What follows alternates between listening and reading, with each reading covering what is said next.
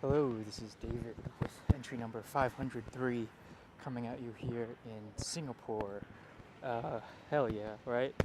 Um, Pardon the noise if you can hear it. There's a bit of construction going on over here. I'm currently in the world famous Marina Bay. This is, to my left is the float. This direction is Marina Bay Sands and the art museum. I am in it, as they would say. Uh, Today it just stopped raining. It was a pretty nasty rain. Went on for about 45 minutes. It's pretty rough. I'm gonna when I get to the edge of this pier here, I'm gonna turn around and you can kind of check out the view because it's pretty cool. So you see that is the art museum. There's Marina Bay Sands, the hotel. There's the mall, runs along there. This is the downtown, which give you a full pan, and this is the Marina Bay. It is pretty awesome. I won't lie, it's a pretty awesome thing to be able to be here and see this behind me is kind of it's a very almost emotional thing for me. This is for me the culmination of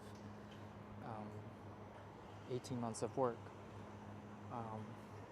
This was a dream of mine, and I made it happen.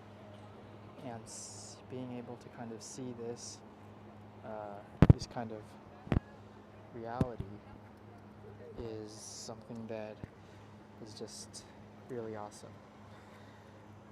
Today I've already been out twice. I went out in the morning with a new friend I made in the hostel, a Singapore chap, a German chap. He had heard about all this great stuff in Singapore and had already been here for 2 days, but didn't get to actually do anything that he'd heard about.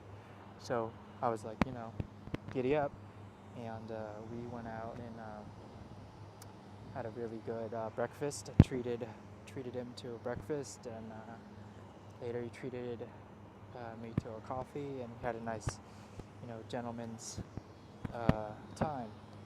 And then on kind of the opposite end of the scale, I just left a Australian bloke who was not a gentleman.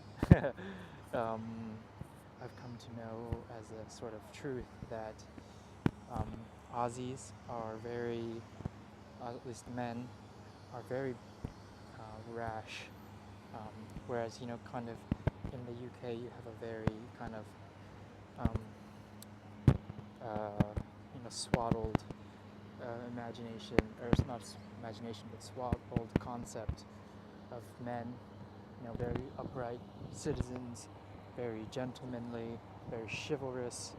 In Australia, it's kind of very much the opposite.